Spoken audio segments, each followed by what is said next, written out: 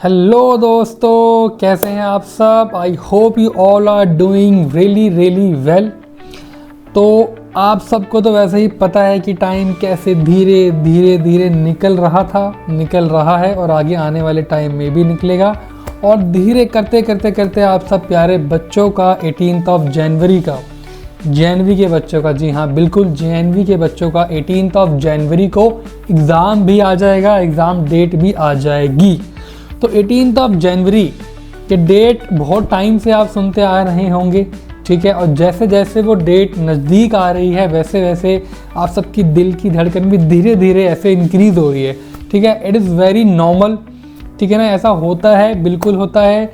Day 5, day 4 ऐसे करके remaining days बचेंगे 18th ऑफ जनवरी से पहले, तो बच्चे डर जाते हैं। जिनकी प्रिपरेशन अच्छी भी होती है बहुत ज़्यादा, वो भी डर जाते हैं। तो ये this is the very important video in my opinion for all those students who are going to appear in the JNV exam, ठीक है। तो उन सब के लिए बहुत ही महत्वपूर्ण वीडियो रहने वाली है। 5 days strategy plan for JNV student, ठीक है। JNV के जो बच्चे हैं उनके लिए 5 दिन का ये स्ट्रैटेजिक प्लान मैं लेके आया हूँ, जिसे अगर वो अपनी रूटीन में जो भी चल रही होगी, अगर आप मेरी टिप्स एंड ट्रिक्स फॉलो कर रहे होंगे जो मैं यूट्यूब शॉर्ट्स और वीडियोस में आप तक पहुंचा रहा हूं, उसमें इसको ऐड ऑन कर लो, ताकि जो ये 5-6 दिन, 4 दिन, 3 दिन जो काउंटडाउन आपका बिगिन हो चुका है, उसमें आपको ये काफ़ी ज़्यादा एफिशिएंसी प्रोवाइड करवाए, ठीक। तो चलिए let's get started. 5 days plan है JNV के बच्चों के लिए। और डिसएडवांटेजेस ऑफ नो प्लान, देखो डिसएडवांटेजेस और एडवांटेजेस हर चीज़ की होती है, ठीक है ना। हर जैसे कहते हैं ना कॉइन्स, एक हेड है तो एक टेल है, 2 पहलू होते हैं हर बात के। तो एडवांटेजेस और डिसएडवांटेजेस भी उसी का एक फैक्टर निकल के आता है। अच्छा, सबसे पहले तो आप लोग मुझे ये बताओ, जैसा कि आप सबको पता ही है कि 18th ऑफ जनवरी, ठीक है, 18th ऑफ जनवरी को आप सभी बच्चों का एग्ज़ाम है। कब है? 18th ऑफ जनवरी को एग्ज़ाम है, ठीक है ना। तो अगर अभी भी आपके पास कोई ऐसा रोड मैप नहीं है तो ऑलरेडी आप एक स्टेप बैक हो चुके हो, ठीक है। अब जो बच्चे हमारे इस वीडियो को देख लेंगे, इन वीडियो को देख लेंगे, तो वो स्टेप बैक नहीं करेंगे, वो स्ट्रेट फॉरवर्ड आगे की तरफ ही रहेंगे। तो प्रॉज एंड कॉन्स तो हर चीज़ के होते ही हैं। अगर रोड मैप नहीं है इन दिनों का, जो कि मोस्ट इंपॉर्टेंट डेज होते हैं, पूरे साल क्या किया क्या नहीं किया, एग्ज़ाम से पहले वाले दिनों में अगर नहीं संभले तो पूरे साल की मेहनत खराब हो सकती है, ठीक है। इसलिए रोड मैप का होना बहुत ही ज़्यादा इम्पोर्टेंट निकल के आता है कि रोड मैप आपके पास होना चाहिए, जिससे कि आप बच्चे पहुंच जाओ अपनी मंजिल तक, ठीक है ना, जिससे कि आप बच्चे अपनी मंजिल तक पहुंच जाओ। तो रोड मैप का होना बहुत ज़्यादा ज़रूरी है। और इसलिए कुछ एक टू डू लिस्ट मैं आपके लिए लेके आया हूँ, जो आगे आपको देखने को मिल जाएगी, ओके। इसलिए ये वीडियो इम्पोर्टेंट काफ़ी ज़्यादा हो जाती है सभी बच्चों के लिए जो हमारे एग्ज़ाम के लिए प्रिपेयर कर रहे हैं। पॉइंट वाइज चलेंगे, मैं हर वीडियो में पॉइंट वाइज ही लेके आता हूँ, ताकि टू द पॉइंट मैं अपनी बात प्यारे प्यारे बच्चों के सामने रख सकूँ, ठीक है। वो बात को बहुत ही जल्दी समझ जाए और उनका कीमती समय भी वेस्ट ना हो, क्योंकि टाइम सभी का कीमती होता है बच्चों, तो वो किसी का भी वेस्ट ना हो, इस बात का मैं खास ख्याल रखता हूँ आप लोगों के लिए। इसलिए हम छोटा ही रखते हैं वीडियो को, but to the point straight रखते हैं, चीज़ों को क्लियर रखते हैं, और जो काम आएगा वही बताएंगे आपको, ठीक है। ये भी वाइट है तो मैं रेड ले लेता हूँ। फर्स्ट पॉइंट है प्लान एंड ऑर्गेनाइज, ठीक है। प्लानिंग की इंपॉर्टेंस तो बच्चा बच्चा जानता है कि प्लानिंग की क्या क्या इंपॉर्टेंस होती है। देखो भैया, ऑर्गेनाइज का मतलब क्या हो गया कि जो आपका एग्ज़ाम पैटर्न है ना, आपको सबसे पहली चीज़ वो अच्छे से पता होनी चाहिए कि मैथ्स की कितनी, इंग्लिश की कितनी, ये इंटेलिजेंस कितनी, ठीक है ना। आपकी मैथ्स का वेटेज सबसे ज़्यादा है, ठीक है ना। पॉइंट्स बता रहा हूँ जैसे कि मैं आपको, और आपको ये चीज़ भी देखने की सिलेबस मेरा कितना है वो पता होना चाहिए आपको, ठीक है। ये 2 पॉइंट हो गए। थर्ड जो इंपॉर्टेंट पॉइंट है, आपको एग्ज़ाम के इंस्ट्रक्शंस पता होने चाहिए। एग्ज़ाम के इंस्ट्रक्शंस पता होने का मतलब है किस टाइम आपका रिपोर्टिंग टाइम है, और रिपोर्टिंग टाइम से कितने टाइम पहले आपको पहुंचना है, ये भी इंपॉर्टेंट फैक्टर बन के आता है, ठीक है। कितने घंटे का एग्ज़ाम होगा ये आपको पता होना चाहिए। OMR शीट कैसे भरनी है, कौन सा पेन लेके जाना है, ये सब आपको पता होना चाहिए। हालांकि इन सब टॉपिक्स के ऊपर वीडियोस मैं बना चुका हूं, आप तक अपनी इन्फॉर्मेशन को कन्वे कर चुका हूं। ये आपका पहला स्टेप होना चाहिए। प्लान एंड ऑर्गेनाइज का मतलब चैप्टर्स पता होने चाहिए, सिलेबस पता होना चाहिए, एग्जाम इंस्ट्रक्शंस पता होने चाहिए, how to fill OMR sheet पता होनी चाहिए, और इन सभी चीज़ों का आपको प्रैक्टिस होनी चाहिए, एक्सेस होना चाहिए। कि सिर्फ पढ़ाई तो ठीक है आप कर रहे हो, पर उसको जो नॉलेज आपने अटेन करी है जब एग्ज़ाम देने के लिए जाओगे तो उससे पहले ये इंपॉर्टेंट पॉइंट्स एग्ज़ाम पढ़ाई के साथ साथ भी आपको पता होने चाहिए। ऑर्गेनाइज में जो आपके नोट्स वगैरह बना रखे हैं ना, उन सबको भी एक जगह पे रखो, ठीक है। तो ये तो हो गया बेसिक सा हमारा फर्स्ट पॉइंट। डीपन अंडरस्टैंडिंग, देखो डीपन अंडरस्टैंडिंग का मतलब कि डीपली आप चीज़ों को अंडरस्टैंड करो। अंडरस्टैंडिंग इज़ अ वेरी की point in any kind of preparation, ठीक है, जो भी हम लाइफ टाइम में करते हैं। अभी जो हमारा सिनेरियो है, अभी जो हमारा कंसेप्ट है, दैट इज़ JNV के बच्चों का पेपर, ठीक है। तो अंडरस्टैंडिंग से मेरा यहाँ पे क्या मतलब है?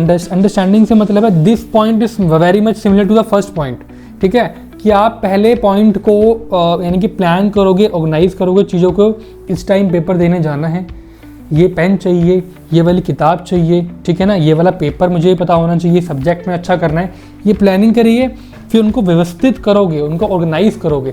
सेकंड पॉइंट से काफ़ी ज़्यादा वो सिमिलर है। डीप अंडरस्टैंडिंग का मतलब यहाँ पे निकल के ये आता है अपने एग्ज़ाम पैटर्न की डीप अंडरस्टैंडिंग, एग्ज़ाम क्वेश्चन की डीप अंडरस्टैंडिंग।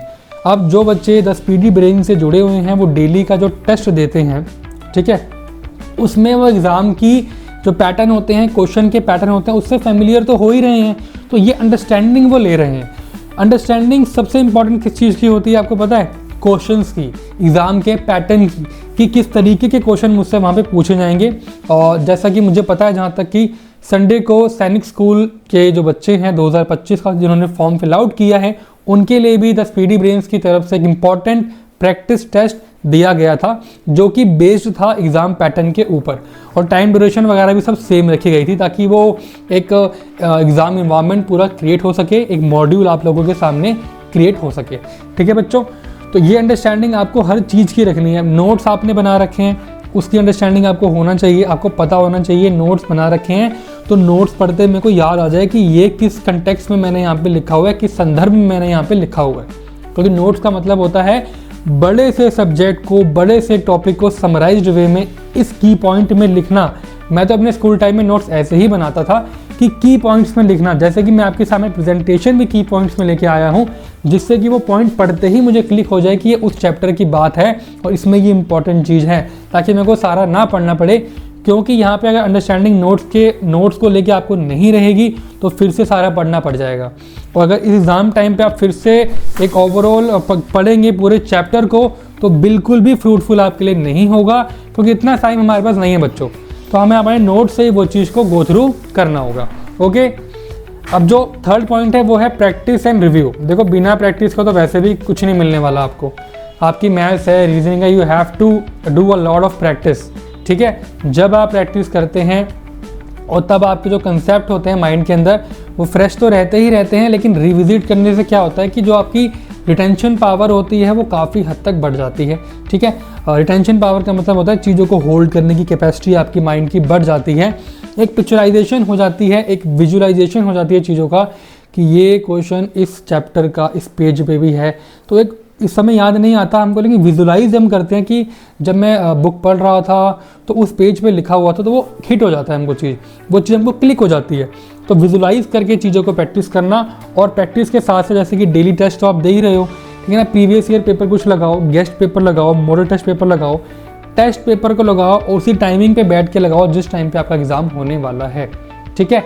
उन टेस्ट पेपर से आपको क्या होगा, जो भी पढ़ते आ रहे हो, जो भी स्ट्रैटेजीज आप फॉलो करते आ रहे हो, जो भी टिप्स एंड ट्रिक्स आप फॉलो करते आ रहे हो, उनको अप्लाई करने का मौका मिलेगा, है ना। जब तक अप्लाई करने का मौका ही नहीं मिलेगा तो कैसे पता चलेगा कि मेरे वीक एरियाज़ कौन से हैं। टेस्ट ही आपको ये आइडेंटिफाई करके देता है कि वीक एरियाज़ और स्ट्रॉन्ग एरियाज़ कौन से हैं आपके, ठीक है। और उसको रिव्यू करना बहुत इंपॉर्टेंट है। कई बच्चे टेस्ट तो दे देते हैं कि चलो डेली टेस्ट मिल रहा है, या फिर एग्ज़ाम का कोई भी टेस्ट है, प्रीवियस ईयर है, मॉडल टेस्ट पेपर है, गेस्ट पेपर है, वो तो वो देते हैं, पर रिव्यू वाले पॉइंट को ना वो लोग भूल जाते हैं। रिव्यू का मतलब बेसिकली होता है एनालाइज करना चीज़ों को, जो आपने टेस्ट दिया है कहाँ पे आप लैग कर रहे हैं। अनलेस और अनटिल आप नहीं करोगे रिव्यू, एनालाइज नहीं करोगे तो आपको पता ही नहीं चलेगा कि जो गलती मैं उसमें करके आ रहा हूँ, पहली बात तो वो गलती कहाँ है, ठीक है। और जब पता ही नहीं चलेगा कि कौन से पोर्शन पे टारगेट करना है तो इम्प्रूव कैसे करोगे। This is that much simple है कि इतने बेसिक से पॉइंट्स हैं, बट रिव्यू करना बच्चा भूल जाता है, सिर्फ प्रैक्टिस पे ध्यान देता है कि प्रैक्टिस प्रैक्टिस प्रैक्टिस। मेरे स्कोर भी बूस्ट हो रहे हैं, जिनका स्कोर भी बूस्ट हो रहा है मैं उनको भी ये चीज़ बोलूँगा अपनी साइड से, बेशक आपका स्कोर बूस्ट हो रहा है, ये बहुत ही अच्छी बात है, लेकिन रिव्यू का आप खासकर ध्यान रखें। चीज़ों को टेस्ट देने के बाद समराइज करें, एनालाइज ज़रूर करें कि मैं ये, और जोन से पोर्शन में अच्छे हो ना उसको तो मैं कह रहा हूँ 2 बार करो। उससे क्या होगा कि वो वाला पोर्शन आपका काफ़ी स्ट्रांग हो जाएगा। और जैसे कि आपको टीचर्स ने बताया है कि आपको पेपर को कैसे अटैम्प्ट करके आना है, तो जो अप्रोच आपकी रहेगी ना, और आपको पता है कि मेरा ये पोर्शन, ये सब्जेक्ट स्ट्रांग है आपका, उसको जब आप अटैम्प्ट करोगे तो जो आपने रिव्यू करा है अपने बेस्ट वाली पोर्शन को भी, हालांकि आपके उसमें नंबर अच्छे आ रहे हैं, तो आपकी अप्रोच रहेगी बिल्कुल स्ट्रेट, और वो जैसे आप क्वेश्चन सॉल्व करोगे वो अच्छे से बन जाएंगे, और जैसे ही वो क्वेश्चन अच्छे से बन जाएंगे तो ऑटोमेटिकली आपका अगले सारे क्वेश्चन के लिए जो मोराल होता है वो बूस्ट हो जाता है। तो आपने समझा कैसे एक स्टेप, फिर दूसरा स्टेप, फिर तीसरा स्टेप, कैसे स्टेप बाय स्टेप चीज़ें आपस में जुड़ी हुई हैं। यही मतलब होता है इन प्लान और ऑर्गेनाइज का। प्लानिंग और organising is a very wide term, जिसके अंदर अगर मैं समझाने भी जाऊँ तो ये चारों पॉइंट तो इसी में आ जाएंगे, ठीक है। तो आपने आई थिंक समझ चुके होंगे कि कैसे एक छोटे छोटे स्टेप कैसे आपको आपके गोल की तरफ लेके जा रहे हैं, और सारे जो स्टेप हैं वो आपस में जुड़े हुए हैं, इसलिए स्किप आप किसी को भी मत कीजिएगा। 4th है स्टिमुलेट एग्ज़ाम कंडीशन। ये पॉइंट सिर्फ और सिर्फ जब एग्ज़ाम के दिन बचते हैं, ठीक है, उसमें ये एब्सोल्युटली वैलिड हो जाता है, क्योंकि पूरे साल की प्रिपरेशन में इस पॉइंट पे स्टिक रहना बहुत मुश्किल होता है। मैं आपसे बिल्कुल to the point straight point बोलूँगा कि बहुत मुश्किल होता है, और करने की आपको नीड भी नहीं होती है, अब मत करो पूरे साल। लेकिन जब एग्ज़ाम में 1 हफ्ते, 2 हफ्ते, 3 हफ्ते, या चलो एटलीस्ट 1 मंथ है, अभी तो 5 डेज़ हैं, 1 मंथ है, तब तो आपको इस पॉइंट पे रहना पड़ेगा। स्टिमुलेट एग्ज़ाम कंडीशन का मतलब ये होता है कि जैसे JNV के बच्चों का जो पेपर होने वाला है वो आपका पेपर 11:30 से 1:30 तक है, 11:30 AM to 1:30 PM तक है, और आपको वहाँ पे 10:30 पे रिपोर्ट करना है, ठीक है ना। तो जो जिस टाइम अभी या मैं गलत भी हो सकता हूँ, तो आप लोग मुझे इसमें करेक्ट भी करना है कमेंट्स में। तो अगर जो मेरा एग्ज़ाम का टाइम है, अगर मैं JNV का स्टूडेंट हूँ, एग्ज़ाम देने जा रहा हूँ 18 को, तो जिस टाइम पे मेरा एग्ज़ाम होगा ना, मैं उस टाइम पे क्या करूँगा, उसी टाइम पे अपने एग्ज़ाम से पहले अपने घर में जो मैंने स्टडी टेबल लगाया हुआ है, उस स्टडी टेबल पे बैठ के उसी टाइम गैप में 11:30 AM to 1:30 PM के बीच बैठ के ही एग्ज़ाम दूंगा। अपना प्रीवियस पेपर दे दूंगा, डेली टेस्ट दे दूंगा, या फिर मॉडल टेस्ट पेपर, जो भी आपको ठीक लगे, जो मेरा एग्ज़ाम बेस्ड होगा उसको उसी टाइम पे दूंगा। अब सर इससे फ़ायदा क्या होगा? इससे फ़ायदा ये होगा कि आप मेंटली ऑलरेडी एग्ज़ाम के लिए प्रिपेयर हो जाओगे, और जब आप एक ही टाइम के अंदर, जैसे एक फिक्स टाइम आपने सेट कर लिया है, उसी में बैठ के अगर आप तैयारी करते हैं, उस टेस्ट को बार बार देते हैं, तो माइंड उस चीज़ को अडेप्ट कर लेता है, और जिस दिन एक्चुअल डे होगा एग्ज़ाम का, उस दिन जब आप बैठेंगे उस टाइम पे एग्ज़ाम को देने के लिए, तो कुछ नया नहीं लगेगा आपको, ना नर्वसनेस फील होएगी आपको। कोई बच्चों को नर्वसनेस फील होती है कि टाइम निकल गया, ये हो गया, क्योंकि वो उस टाइम को ऑलरेडी प्रैक्टिस कर चुके हैं, ठीक है ना। अब देखो प्रैक्टिस वाला पॉइंट इस वाले पॉइंट में आ गया, इसलिए मैंने बोला है कि सारे पॉइंट्स इंटरलिंक्ड हैं, स्टेप बाय स्टेप हैं, इसलिए सबको अच्छे से समझो, वीडियो को 2 बार 3 बार देखो, बहुत इंपॉर्टेंट आपके लिए रहने वाली है, ठीक है। तो अब आप माइंड ने ऑलरेडी इस चीज़ को प्रैक्टिस कर ली है, तो एग्ज़ाम टाइम जब होगा, जब एक्चुअल एग्ज़ाम टाइम होगा, आप बैठे होगे, तो आपको बिल्कुल भी नर्वसनेस फील नहीं होगी, ठीक है। इस चीज़ का खास ख्याल रखना है। इसमें जो ऐड ऑन करने वाली बात ये है कि आपको इन्वायरमेंट भी बनाना है वैसा, ठीक है ना। आपको वैसी जो कंडीशंस होती हैं ना, एग्ज़ाम कंडीशंस, ये आपको खासकर अपने घर में बनानी पड़ेगी। एक सेपरेट कॉर्नर, जो भी आपका स्टडी टेबल है, जहाँ बैठ के आप पढ़ते हो, उस टाइम, उस 2 घंटे के ड्यूरेशन में कोई भी आपके रूम में ऐसे अनयूजुअल नॉइस नहीं कर रहा हो, बार बार आ जा ना रहा हो, आपको डिस्टर्ब ना कर रहा हो। वो 2 घंटे आपको ऐसे वहाँ बैठना है और ऐसा एग्ज़ाम का माहौल बनाना है जैसा एक्चुअली एग्ज़ाम में होता है। कि आप मान लो पेपर देने बैठे हो, पीछे से कोई आपको आवाज़ लगा रहा है, आपके फादर या मदर, कि ये काम कर दे, वो काम कर दे, जब ये खा ले, वो खा ले, बिल्कुल भी नहीं। आपको एक्यूरेट वही इन्वायरमेंट क्रिएट करना है जो एग्ज़ाम टाइम पे होगा।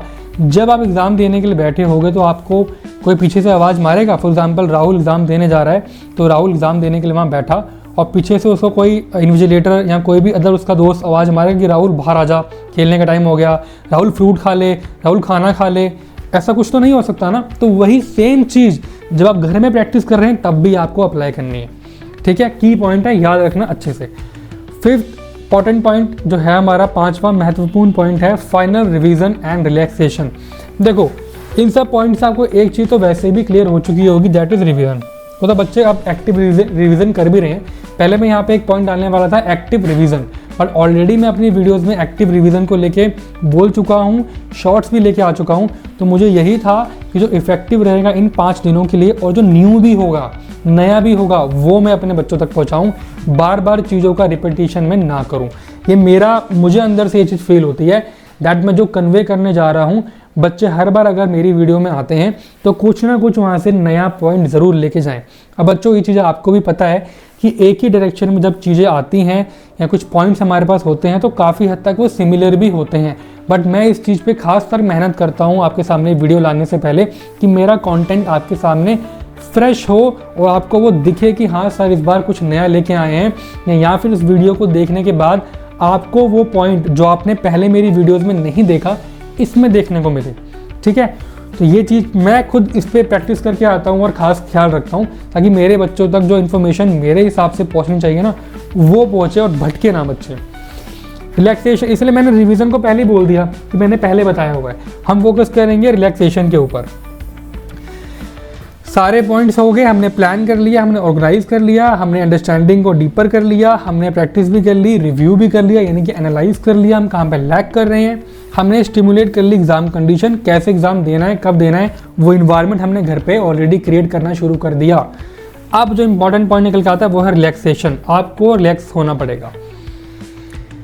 रिलैक्सेशन से मतलब ये होता है कि आप घर से बाहर निकल के या घर में एक लाइट वॉक पे जा सकते हैं, ठीक है ना। एक लाइट वॉक से क्या होता है, जब हम वॉक करते हैं और एक एयर हमारा जो एनवायरनमेंट है, ऑक्सीजन एयर उनको कंज्यूम जैसे करते हैं तो फ्रेश ऑक्सीजन लेवल भी हमारे बॉडी के अंदर, माइंड के अंदर डेवलप होते हैं, इंक्रीज़ होते हैं, आते हैं, एंटर करते हैं। आप एक फ्रेशनेस को फील करते हैं, ठीक है। अच्छी अच्छी चीज़ों को अपने आसपास रखिए, खेलिए। अब इतने सारे पॉइंट्स हैं, बच्चा कोई भी फॉलो करेगा, क्योंकि मैं हमेशा से एक बात बोलता हूँ अपनी वीडियोस में कि मैं उस तरीके से सोचता हूँ जिस तरीके से सामने वीडियो देखने वाला बच्चा सोच रहा होगा या बच्ची सोच रही होगी, जो मेरा स्टूडेंट है वो सोच रहा होगा। तो मैं अपने आप को आप ही की जगह पे रख के ये चीज़ों को सोचता हूँ। तो मैं आपकी जगह पे हूँ तो मुझे नहीं पता कि आप कितने इंटेलिजेंट हैं, पर मैं अपना बताता हूँ कि मैं इतने सारे पॉइंट्स को फॉलो करूँगा, एक टाइम पे जाके मेरी भी बस हो जाएगी, अरे बस अब नहीं हो रहा, एनर्जी लेवल काफ़ी लो फील हो रहे हैं, अब मैं क्या करूँ। तो रिलैक्सेशन बहुत इंपॉर्टेंट है। जब एक वॉक पे चले जाएंगे, थोड़ी देर कोई एक्टिविटी कर लेंगे, खेल लेंगे, कूद लेंगे, है ना, रनिंग करनी है रनिंग कर सकते हैं, नैप ले सकते हैं, पावर नैप की बहुत वैल्यू है। एक यूट्यूब शॉर्ट्स भी लेके आऊँगा मैं पावर नैप के ऊपर, ठीक है। एक पावर नैप आप ले सकते हैं, आधे घंटे का, 15 मिनट का, 20 मिनट का, उससे बहुत हेल्प आपको मिलती है, ठीक है। ये सब चीज़ें ऐड कीजिए, इससे क्या होगा ना, रिलैक्स करते करते आपका माइंड काम हो जाएगा, बॉडी काम हो जाएगी और आप पॉजिटिव फील करेंगे। जब आप पॉजिटिव फील करने लग जाएंगे तो आप समझ लेना कि सारे पॉइंट्स का जो फल है वो आपको मिलना शुरू हो गया है। क्योंकि एट दी एंड जब हम पॉजिटिव रहते हैं, काम रहते हैं, तो जो क्वेश्चन अगर हमको आता भी नहीं है ना, पढ़ाई तो हमने करी है ना ऑब्वियसली, तो जो क्वेश्चन हमसे नहीं भी लगता कि हम बना पाएंगे वो भी इन वन गो बन जाता है, बिकॉज हम पॉजिटिव हैं और चीज़ों को अपने अंदर अडेप्ट करने का, चीज़ों को अपने अंदर एंटर करने के लिए हम अलाउ कर रहे हैं, ठीक है। वो तभी हो पाएगा जब हम शांत होंगे, अनलेस और अनटिल वो नहीं होएगा। तो ये कुछ इंपॉर्टेंट पॉइंट्स है। तो ये नहीं करना कि आपको 5th वाले पॉइंट को अवॉइड करना है कि सर कहाँ जाएं वॉक पे, बहुत इंपॉर्टेंट है। एग्ज़ाम टाइम चल रहा है, 5 दिन 4 दिन 6 दिन जो भी हैं, फिर भी थोड़ी देर के लिए जाओ, ठीक। अब कुछ मेरे तरफ से आपके लिए एडिशनल टिप्स हैं जो कि मैं कोशिश करता हूँ कि हर वीडियो में रखूँ, ठीक है ना। तो इसमें हम देखेंगे कि जो इम्पोर्टेंट टिप्स मैं आपके लिए लेके आया हूँ वो क्या है। आपको रहना है stay hydrated and take breaks, ठीक है ना। ब्रेक्स तो देखो मैं इस पे लाया भी था वीडियो आपके लोगों के लिए कि हाँ आपको ब्रेक का खास ख्याल रखना है, ठीक है ना, क्योंकि ब्रेक एफिशिएंसी को बढ़ा देते हैं, है ना। ब्रेक एफिशिएंसी को बढ़ा देते हैं और जब आपकी एफिशिएंसी बढ़ जाती है तब उसके बाद जितने भी पॉइंट्स आपने रखे हैं उनका आप खास तरीके से उनको मैनेज कर पाते हैं और ख्याल भी रख पाते हैं। वाइट ही आ रहा है बार बार, ठीक है। तो ये आपको अच्छे से देखना होगा। मैंने ऑलरेडी अपनी वीडियोज़ में भी इन चीज़ों को पहले रखा है कि ब्रेक्स लो, छोटे छोटे ब्रेक्स लो। छोटे छोटे ब्रेक्स बहुत ज़्यादा इंपॉर्टेंट होते हैं और इनका खास ख्याल आपको रखना होता है। हाइड्रेटेड यानी कि पानी पीते रहो, टाइम टाइम में पानी पीते रहो। एक सेशन में क्वेश्चन भी राइज हुए थे वहाँ से कि सर नींद बहुत आती है, तो मैंने वहाँ भी बोला था कि पानी पियो, अपने आप को हाइड्रेटेड रखो। This is the most important thing. ये तो आपको पूरे दिन में करनी है, ठीक है ना। ब्रेक्स आप छोटे छोटे लो, इससे आपको अपने आप को रिवॉर्ड कर सकते हो, आपकी एफिशिएंसी इंक्रीज़ होएगी इससे, ठीक है ना। ईट हेल्दी, भाई एग्ज़ाम के टाइम पे ना बच्चों बहुत ये पॉइंट क्रूशल निकल के आते हैं कि आपका एग्ज़ाम है, उससे एक दिन पहले आपकी तबीयत ख़राब हो गई, आपका स्टमक अपसेट हो गया, आपको हेडेक हो रही है। ये सब बिल्कुल भी नहीं करना, ये बहुत ज़्यादा इंपॉर्टेंट पॉइंट है। अगर आपने इसको अवॉइड किया तो कितना लॉस में आप जा सकते हो, आप समझो इस बात को। इसलिए हेल्दी खाना, फ्रूट वगैरह खाना, ज़्यादा ऑयली मत खाना, और बाहर का तो बिल्कुल नहीं खाना। मैं तो घर के ऑयली खाने को भी मना कर रहा हूँ, तो बाहर का जंक फूड और ऑयली तो बिल्कुल ही मत खाना। फ्रूट वगैरह खाना, नट्स खाना, आलमंड्स खाना, एप्रिकॉट खाना, अखरोट खाना, ठीक है ना। इन सब चीज़ों को लेना, दूध भी आप पीना, ये सब चीज़ें रखो डाइट में। अभी के टाइम पे तो बिल्कुल रखो, एग्ज़ाम हो जाएगा तो आप ढील दे सकते हो, अभी मत देना।